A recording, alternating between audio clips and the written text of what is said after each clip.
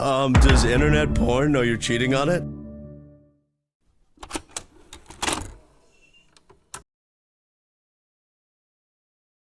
Hey, welcome back, everyone.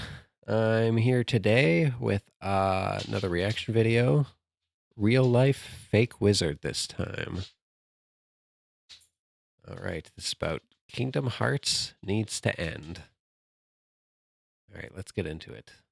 For over 2 decades, the Kingdom Hearts franchise has captivated audiences around the world, blending classic Disney magic with the intricate storytelling of the Square Enix Final Fantasy series. The franchise follows Sora, a 57-year-old 16-year-old, as he travels across various Disney worlds fighting the darkness and searching for his friends. Starting on the PlayStation 2 and then releasing minor sequels on all the major handhelds over 20 Minor sequels. Did this guy play Kingdom Hearts? Every sequel was a major sequel. It was annoying that you had to play like all 10 plus games just to, get to the point where you had it half figured out of what the heck was going on in Kingdom Hearts 3.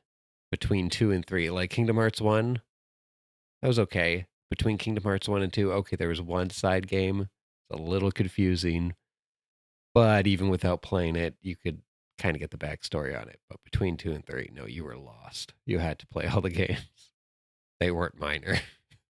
Let's see if he gets into it, though. years, the story, which was already difficult to follow by Kingdom Hearts 2, has become so convoluted and messy. There you go. Though the long-awaited Kingdom Hearts 3 was released almost 6 years ago, I still cannot explain what was going on or how it ended. Between Jesus, yep, that's most of us. Spanning many years at a time, deviating the story into directions that don't make any sense, and failing to land on customer expectations with Kingdom Hearts 3, it's time for Kingdom Hearts to end. It's Square Enix. All their games fail to meet expectations, except when they go back to their roots. They release a turn-based RPG. Usually it's lower budget, and they're like, wow, we're surprised by the sales. But they never make the big budget turn-based RPGs. And as the Atlas games show, they're huge. Baldur's Gate 3 was one of the biggest games last year. And it's ridiculous that they're so embarrassed by their past. And Square Enix needs to go back to, and this is more Squaresoft than Square Enix, because, yeah, it's been downhill since the merger, like most companies, but they just need to go back and embrace their past and just get down and dirty and say, screw it, we don't care. We're a turn-based company. We're going to produce, I don't know, half our games as turn-based. But, maybe a lot of the veterans have left. And as much as people love the new Final Fantasy VII remakes, you could tell the people from the Kingdom Hearts team made it. It's so convoluted, too. It is just... We'll see how it comes together in the end, and if there is a clear end and how it wraps up. But as everyone knows, it's not much of a spoiler at this point. It's not a remake of 7. It's pretty much like an alternate timeline. It's already gotten so convoluted, even with just 2 games at this point. It's ridiculous. I can't wait to see how crazy the 3rd game just takes it off the rails, because they're going to just go way off course. Hello, my friends, and welcome to The Pondering. I am the real-life fake wizard. If this video brings you any value at all, I invite you to subscribe to this channel, where we're posting new videos nearly every day. Look, I'm a Kingdom Hearts Day 1 super fan. I've bought every game on every console on Day 1 and... Does that include the spin-offs? But no. I bought the first Kingdom Hearts 2, Day 1 release. I was so excited. It was such a weird concept. Huge Final Fantasy fan, and that was when Disney was good. And I didn't love all the Disney stuff. I wasn't a huge Disney superstar, but I knew the properties. I had my love with certain films, and it was just... It really was that Disney magic mixed perfectly with Final Fantasy, and it was amazing. Both Kingdom Hearts 1 and 2 were just... That was when gaming was peak. Between, like, I know Kingdom Hearts was PlayStation 2, but, like, between PlayStation 1 and the N64, and, you had the Super Nintendo, and then you had the PlayStation 2, and the GameCube, and then there was like the Wii and then the initial Xbox, which just kind of like basically made online gaming what it was today. And it's just, it was a great era of gaming, and we aren't going to get those bangers of generation after generation of games on amazing games. We're never going to hit that high point again. The industry was in such a like fast snowballing turning point that yeah, it's crazy. We had such a huge amount of constant bangers after bangers in terms of consoles and games, and one thing after another. But yeah, let's continue. Sorry, keep interrupting. And will continue to do so. I've been a Kingdom Hearts 3 apologist since its release, but even I can't tell you what was going on, why the characters. Sorry, one small interruption too again. Kingdom Hearts 3 took so long to come out that anyone who knows the Kingdom Hearts games, the worlds that they use in the games, they base it off of like Disney movies, or sometimes they even like throw in some new properties. One of those was, I think it was called Big Hero 6. I actually quite enjoyed that. I know a lot of people didn't, but between the movie's release and when the game came out, I think there was a span of like 5 to 10 years. Because that's how long it took this game from like being in development to releasing. And it was the same thing, because I think they also had the world based on, was it Pirates of the Caribbean 2? And by this time, by the time the game came out, Pirates of the Caribbean 4 had released like a couple years prior, even. Maybe I think it was just before Pirates 5 came out, but yeah, the game was based on Pirates of the Caribbean 2 and Big Hero 6, and they were considered old movies at that point. That's how long Kingdom Hearts 3 took to come to fruition. And it was just the amount of games in between, the build up, and just it was a mess. Kingdom Hearts is a mess. Like so many years. Like they took so long for this game to come out, and it shows just in that alone. Were doing what they were doing, or why it ended the way it did. So don't come at me in the comments that I'm some big bully or I'm a hater. I love this franchise, and that's why I'm criticizing it. Yeah, that's why we all want to love it. End. We, the audience, deserve to get a proper ending for these characters we've invested 22 years into. And Kingdom Hearts 3 honestly gave some things a good wrap up and some things a good ending, but the main characters and stuff, yeah. They just needed to wrap it up, and they didn't. The most persistent problems with Kingdom Hearts is its increasingly convoluted narrative. What began as a relatively simple story of friendship and magic has morphed into a tangled mess of alternate realities, time travel, clones, multiple hearts trapped inside of one person, having like 8 versions of a single character, but they're all different characters, concepts such as Nobodies, Unversed, Dream Eaters, and multiple versions of the. Again, wait until Final Fantasy VII steps into this, and whether they wrap it up with the third one or not, wait until the spin-offs come, and then the sequels, and then the alternate timelines. They're pretty much done with Kingdom Hearts, even though they said they're going for a 4th, but they're going to go down this rabbit hole with FF7. You'll see. Even if they don't go to this extreme like they did with Kingdom Hearts, it's going to get crazy, and I think it's going to even push away the people who are new to FF7 or who have fallen in love with the remakes. I'm not one of them. I'm not convinced yet. We'll see how it goes. The main characters have made it nearly impossible for casual fans or even devoted fans to fully understand what is happening without extensive research. The plot became so dense that even dedicated fans struggle to follow it, with many relying on online summaries and explanations. Wikipedia, yep. Of key events. Kingdom Hearts 3 opens with a memory archive, allowing players to watch all the cutscenes and be shown all the past events of previous games, so they'd be caught up going into the mess of a story that would be Kingdom Hearts 3. They did this knowing that old players who picked up Kingdom Hearts 3 wouldn't have a damn clue about what was going on. The complexity of the storyline has alienated many players. It's just too much to keep up with now. This series demands an almost encyclopedic knowledge of its lore to understand what is going on, and even then it still makes no sense. To elevate the difficulty of being a fan, the real-time years between title entries is a serious issue. There was a 14-year gap between Kingdom Hearts 2 and Kingdom Hearts 3. Yeah, I couldn't remember exactly. That's crazy. 14 years. That's why those movies that were like the Disney movies that were embedded in the third game were already outdated by the time it came out. The big ones being Big Hero 6 and Pirates of the Caribbean 2. Like, ridiculous.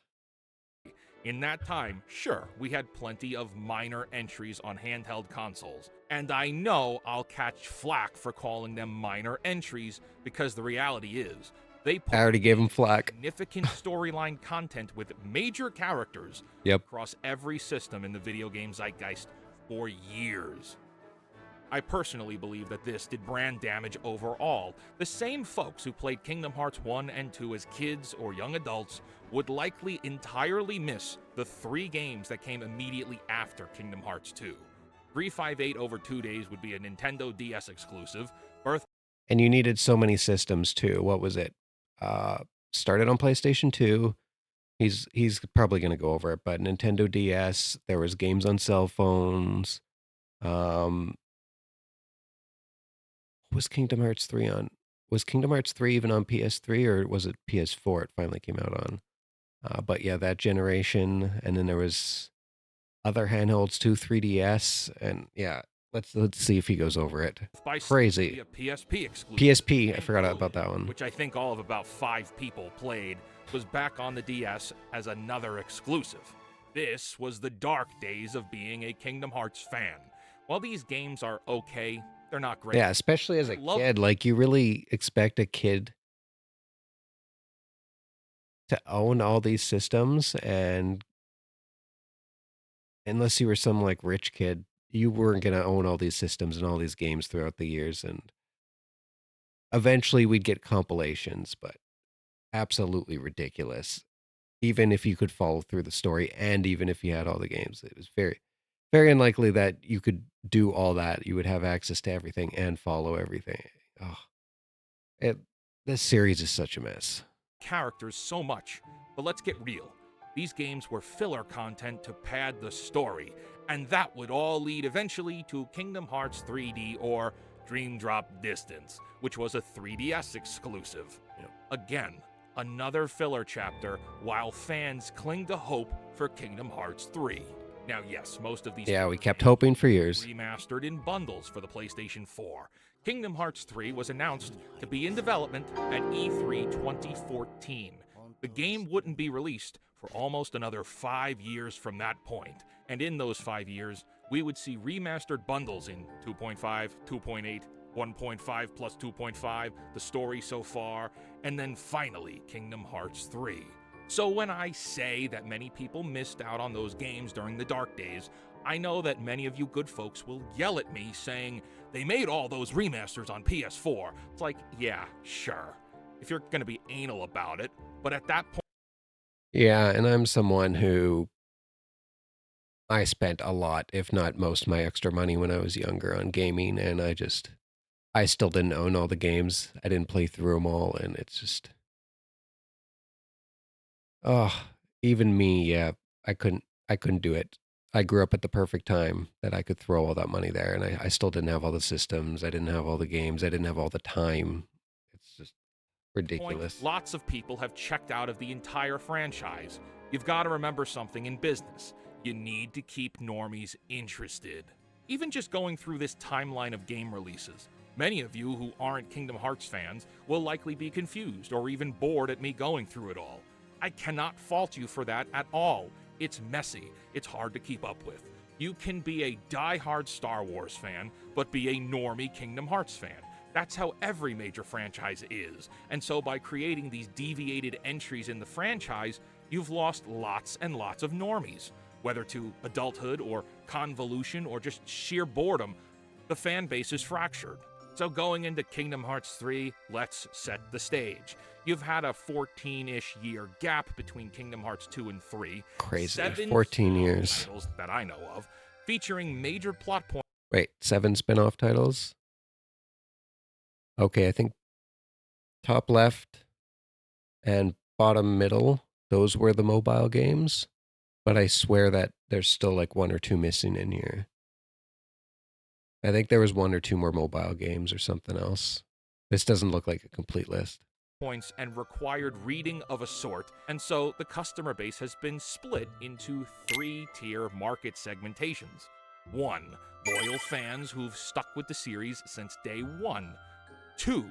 Winbacks. Customers who've played the PlayStation 2 games that have decided to return for the long-awaited Kingdom Hearts 3, but skipped all of the other content in between.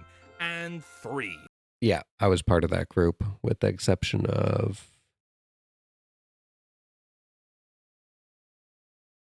I didn't play 3 at release.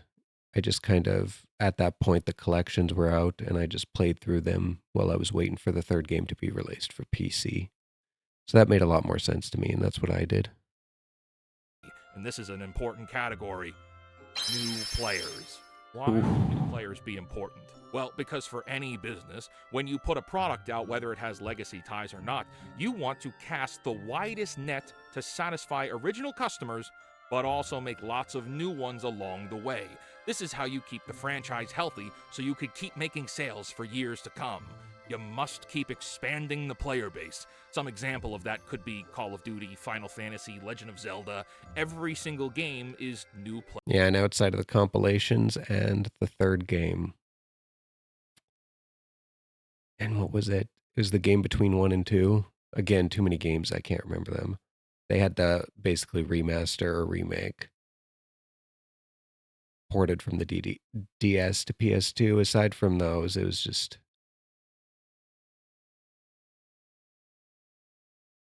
It was so hard to keep up, and you weren't bringing casuals in. It was Player friendly, even when it's a sequel. Wasn't player friendly at all. Are accessible to new players. Destiny, on the other hand, is an example of something that is horrible for new players because all of the lore from the past, like decade, has been erased. So unless you know what you're getting into, it's very hard to be a new Destiny player. Anyway, even an old Destiny player, like I quit for 2 years and then I was going to come back. I played the hell out of Destiny 1 and 2. 2 at the start anyways. And then I just found out that they had cut all this content and there was all this stuff that you couldn't do and you had to buy all the expansions even though some of their content was no longer in the game. The pricing structure, the battle passes, everything you missed, the in-game stores, all the items, all the earnables you couldn't earn anymore, all the guns that were useless. But,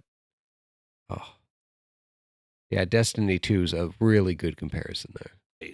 From a financial perspective, Kingdom Hearts 3 sold okay? I think it's really down to who you ask whether it was a sales hit or not. Square Enix may report that they're happy with it, but let's look at the numbers. Kingdom Hearts 2 cleared 4.7 million. Yeah, that was after it. Making it the 13th best-selling PlayStation 2 game of all time. Yeah. Kingdom Hearts 1 sold 5.9 million copies, making it the 10th best-selling PS2 game of all time. Clearly record-breaking titles for the era that they were released in. Yeah, PlayStation 2 was huge. Odd a game concept this is. You run around fighting the darkness looking for Mickey Mouse while constantly dropping platitudes about how friendship is magic. Yes, it's an odd concept. It sure is. Hearts 3, but it worked somehow, at least in the early days. In its first few weeks, making it the fastest-selling video game in the series. But the fastest does not mean best-selling or most profit-generating, right? Just means it sold the most in the shortest window of time. No, and I think lifetime sales have been good, but that's after all the games eventually released and on multiple platforms. Because initially, I think Kingdom Hearts 3 only came to something like the PS4. And it took a long time to be released on anything else.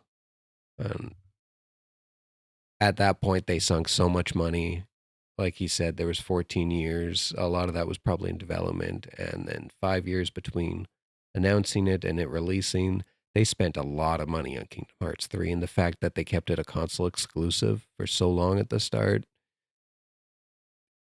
in the end, I'm sure it made money, but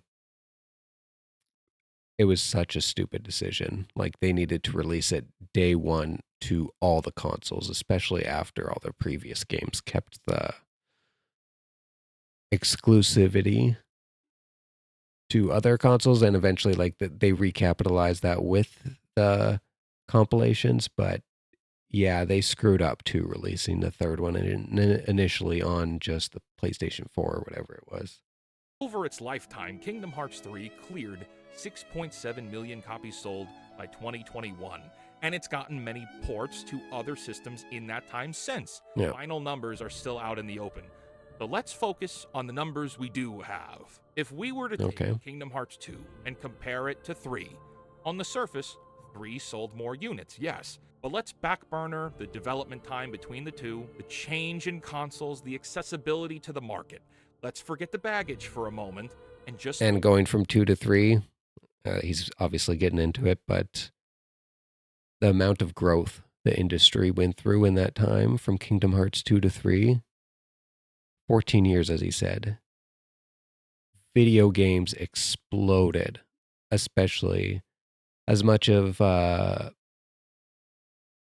I wasn't much of an Xbox fan, but no one can deny, like, how many normies that brought in, and like the online, the way that they brought the online access in and how they normalized it.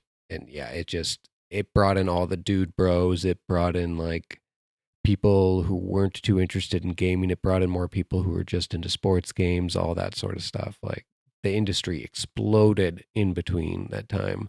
PlayStation 2 was huge, but by the time Kingdom Hearts 3 rolled around, the industry was in a much different place. So that increase from 4.5 to 6.5 sales, did it say something like that, for millions?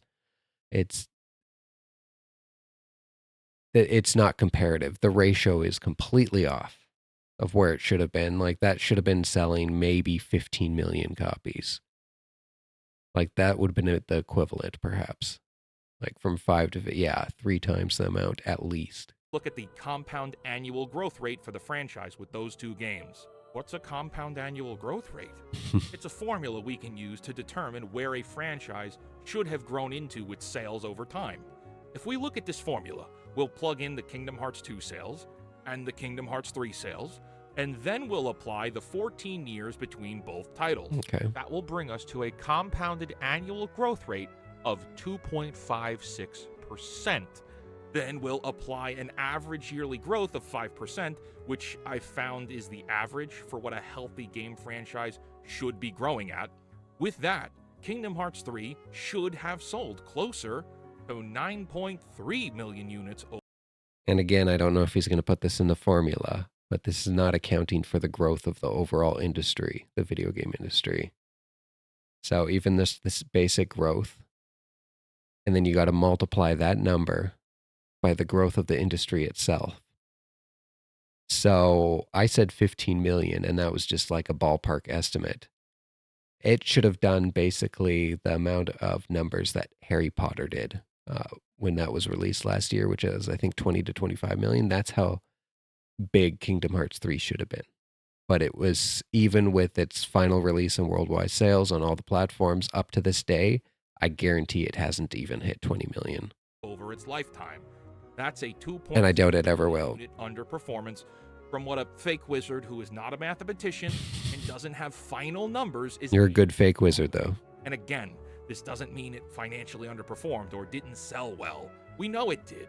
It was the 8th best-selling game in all of 2019. The point that I'm trying to make is the actual market of interested buyers is smaller than it should have been for Kingdom Hearts 3. Yep. It may have been the 8th best-selling game, but frankly, it should have been the 6th or 7th in 2019 by the math I've shown you.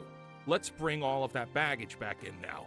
Why wouldn't it have achieved 9.3 million in sales? Why hasn't the franchise grown more over time? Even with the remasters and sequels, and realistically, by 2019, the majority of the entire franchise was accessible on the PlayStation 4. So why didn't Kingdom Hearts 3 sell more copies? Let's I know why it didn't sell more on PC. Because when all that stuff came over to PC, you can get the entire compilation, including 3. It was like for something like 20 to 25 bucks. And when it released on PC, I think it was 25 bucks here in Canada for the entire compilation from all the spin-offs, like all 3 compilations plus the third game for 25 bucks, I think it was. And then when it came to PC to get all those equivalent games, it was something like 350. It was really expensive. It was a lot of money. be real. It took too long to make. The storyline is a mess. But frankly, Kingdom Hearts 3 did not live up to its expectations. Yeah, besides all these problems. When they finally did port it, like I just said, it was... I do not want to spend over $300 on a compilation of games. I don't care how many hours of gameplay it is, but these were old games at this point, including the third game. I think it took like over 2 years just to come to PC. I wasn't paying no $300 just to play them. And it was on Epic Games too. Like, I think we finally got the Steam release just now. So the people who didn't want to buy it or add it to their collection, and split their collection basically between Steam and Epic Games, you were shit out of luck. You were already waiting years. And then by the time it came to Steam now, I've lost interest. I'm not buying those games on Steam. It's been too many years. Like, it's just... I don't think I'm even going to play 4 when it comes out, which they've announced. It's just... 4 needs to be the end. They need to wrap it all up. Just get it out there. Finish it. Be done with it. You may absolutely love Kingdom Hearts 3. Could be your favorite game of all time. I love it too. I'm in the middle of another playthrough right now. But here's another problem that all businesses have. Expectations. At the end of Kingdom Hearts 2, Sora and friends all get back home safe. It's a good ending. But after the credits, Sora is handed a bottle with a letter from King Mickey, clearly telling the audience there is a new threat on the horizon. Yeah, I think in some ways Kingdom Hearts 2 had a better ending than Kingdom Hearts 3. Pretty sad. And the story is not yet over. And from that moment, boom, the clock has started ticking for every player around the world. And the longer something takes to deliver upon, the higher those expectations become, eventually reaching a point for folks that is just unrealistic. So now, over the course of 14 years, they keep releasing these minor derivative games and remasters that all end with setups for Kingdom Hearts 3. All roads lead to Kingdom Hearts 3. What kind of expectations do you think that will rise in people? Extortionate ones. And that's not the fault of the customer, it's Square Enix's fault. It's Tetsuya Nomura's fault. The customer's expectations are established by how the business establishes the product in the zeitgeist. Square put Kingdom Hearts 3 on this pedestal that they were never going to be able to deliver on. And on top of that, what they did deliver was an unsatisfying mess. I've played every entry. I finished every game save for the DLC in Kingdom Hearts 3. I have no idea what anyone is talking about in this game. And if I'm confused, what are those win-back customers and new people saying? And even with the compilation, even if you played them back to back, it was confusing. But imagine waiting to get the full story. What is it from? It was 14 years between 2 and 3, but if you include the time from 1 to 3, it was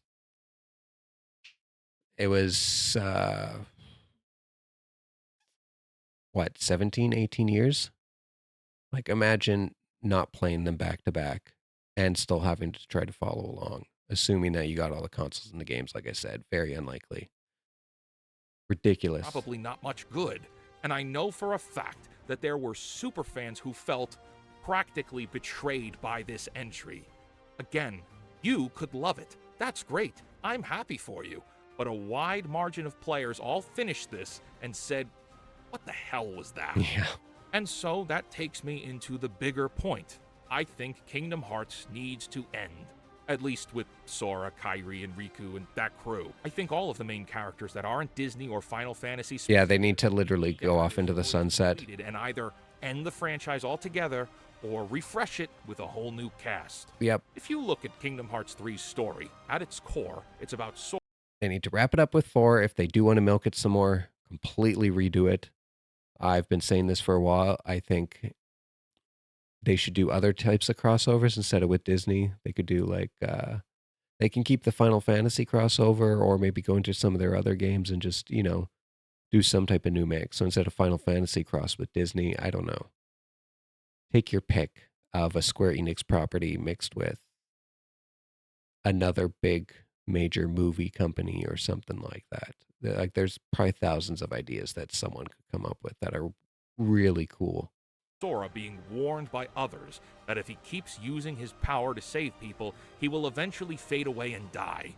And then he keeps using that power, defeats the villains, and rescues like every character in the franchise. He redeems, or at least tries to redeem, fallen villains, many of them coming back into the light. And in the end, he brings Kairi back to life, and we watch him fade away, having sacrificed himself to save everyone. This was the greatest place to end the entire thing, right here on the beach. 14 years of convoluted nonsense, all wrapped up into a beautiful, bittersweet ending that harkens back to the very first game, where Sora willingly sacrificed himself to save Kairi at Hollow Bastion. This was the best ending. Everyone playing Frisbee on the beach, having experienced trials and tribulations, but finding found families in the end. And the catharsis and impact of this is completely diminished when we get to another post-credit scene. Yep, Sora's here it comes. alive in some other world. You know, when a character... They just couldn't let it go. ...makes sacrifices, there needs to be significance to those choices. There needs to be weight to it for it to matter. Yep. And we see, all too often, writers and creatives rob characters of their choices for the sake of sequel potential or because the writers just don't know what they're doing. Here's an example. In Spider-Man No Way Home, Tom Holland's Peter Parker accepts the fact that his friends have forgotten who he is, a sacrifice he willingly made to save the universe. MJ and Ned do not recognize him and must now go onwards without him. It's meant to be bittersweet, and it's the kind of sacrifices that heroes must make sometimes. And all of the significance of that film and that ending will be absolutely destroyed irrevocably if they bring back Zendaya in the next Spider-Man film. Yep. If Ned and MJ remember Peter Parker, the whole point of saying goodbye is rendered meaningless. Well, one of the only good movies for Marvel Phase 4, and you know they're going to ruin it. It's not even a question. It also had the perfect kind of opening to lead into the multiverse. And I guess so did WandaVision in its own right, but they just couldn't help themselves.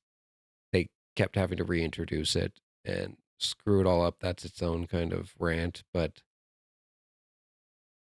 Spider-Man No Way Home could have been the perfect entry and catalyst for Phase 4, but they went completely off the rails. They're totally going to screw it up with the next one. I'm not looking forward to it.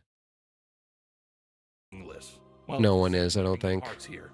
Sora has been warned that if he keeps... And the big appeal of that movie, to be honest, wasn't even like the Tom Holland Spider-Man. It was kind of like the tribute to the past. It was great seeing everyone back. And yeah, big fan service, but everyone loved it. It might have been bigger than Endgame, I think, or close to it. That's how much everybody loves Spider-Man and the characters, but they're going to screw it up. We all know how it's going to go with Marvel. Powers, he'll save everyone, sure, but he'll lose himself in the end. That must carry weight. That must have meaning. Otherwise, this entry in the saga is pointless. And unfortunately, that's how Kingdom Hearts feels now. This was an obligatory game that Square needed to finally make, but really didn't have a blueprint of where things were going to go back in 2005. You can kind of tell they were making up the bulk of it along the way, even though there are enough tie-ups to loose ends. It would all have been more satisfying if the series concluded here. And I think it's more than just me looking for the light at the end of the tunnel. Haley Joel Osment, who's been the American voice actor for Sora. Holy shit, he is old. Like, I know it was a long time, but it's kind of, it's always crazy seeing him, because when he did the first game, the voice acting for the first game, that was when he was still basically a child, and he was up and coming, and he had his, like, it was coming off of the Sixth Sense, you know, the Bruce Willis one, the one that basically made his career. And yeah, this is probably roughly around how he looks now, or Kingdom Hearts 3 release, or, you know, near the end of it. And it's just,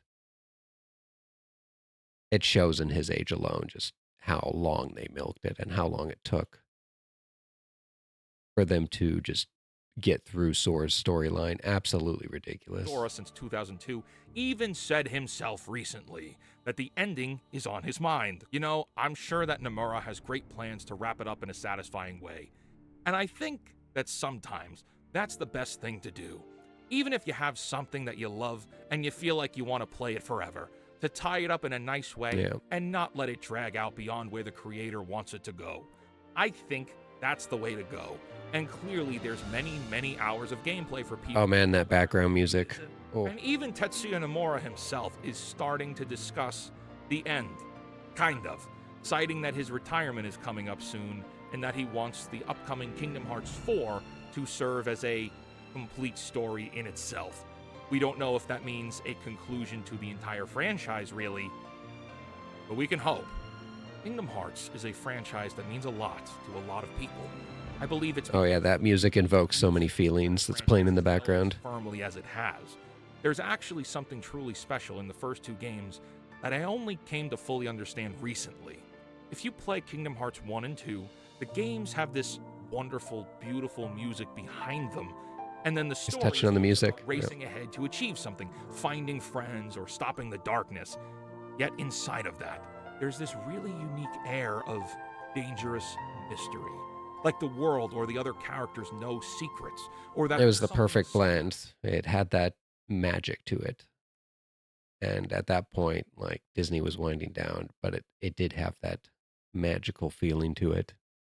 And everyone, there was so many ways that you could come at it. It was just, it was appealing in so many ways. Kingdom Hearts 2 was peak Kingdom Hearts. And it'll never get to that point again. Curious going on in the background that both Sora and the players don't know about. That is what makes you fascinated with all the platitudes and nonsense dialogue.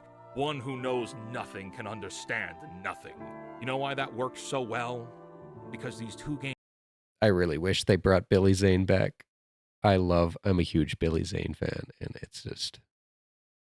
that was probably the one big thing going from 1 to 2. I was like, where the hell's Billy Zane?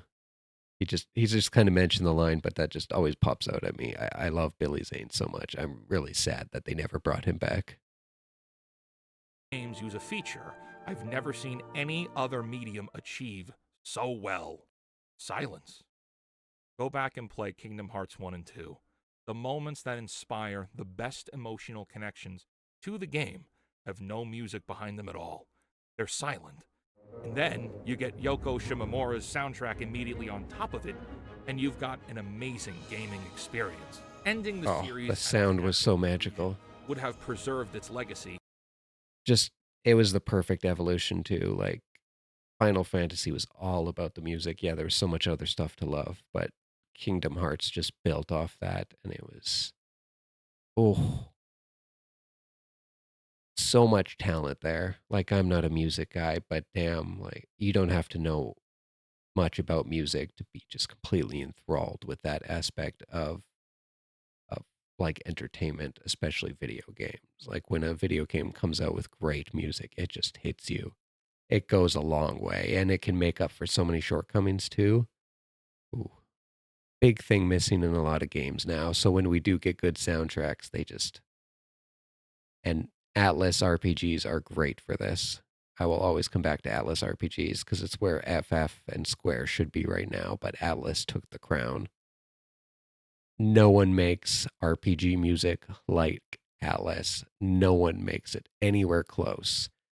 Metaphor ReFantasio is just a reminder, and so is Persona 5.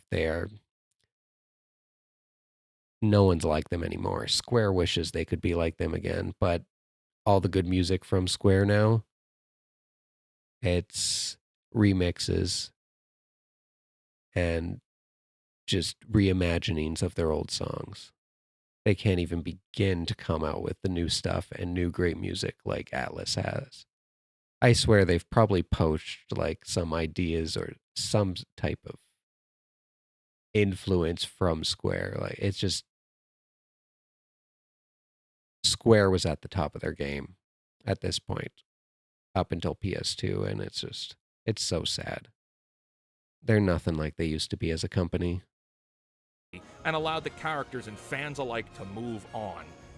As it stands, the Kingdom Hearts franchise risks becoming a cautionary tale of what happens when a beloved series continues past its prime. Through this video, I didn't even have any time to talk about Chain of Memories and what a mess that was, the many mobile games, or any of the entries that are still in development. While Kingdom Hearts as a franchise has sold over 36 million units across 22 years, we can see that the market size for the property may not be growing as wide as the franchise is growing old. And with that, it is time for the saga to end. My friends, I want to thank you for joining me for this pondering special. If you liked the video, please like the video. If you disagreed with me, let me know in the comments.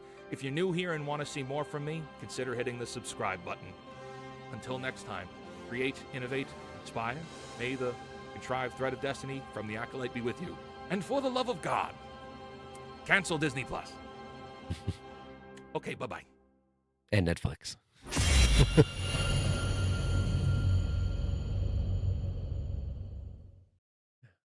Another amazing video from Real Life Fake Wizard. I've seen his stuff before. Definitely go subscribe to him. You can do that right now on my main channel here. Give him a like, subscribe. Yeah, that was a great video.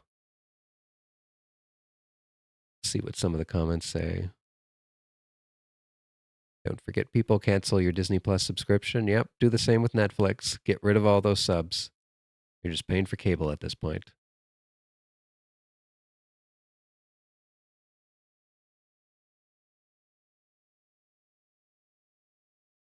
I remember when we all thought Birth by Sleep was going to be Kingdom Hearts 3. Oh, every game that came out was going to be Kingdom Hearts 3, but it wasn't. And then Kingdom Hearts 3 came out, and it wasn't Kingdom Hearts 3. All right, that about wraps it up. Thanks for joining, guys. See you in the next one. Take care.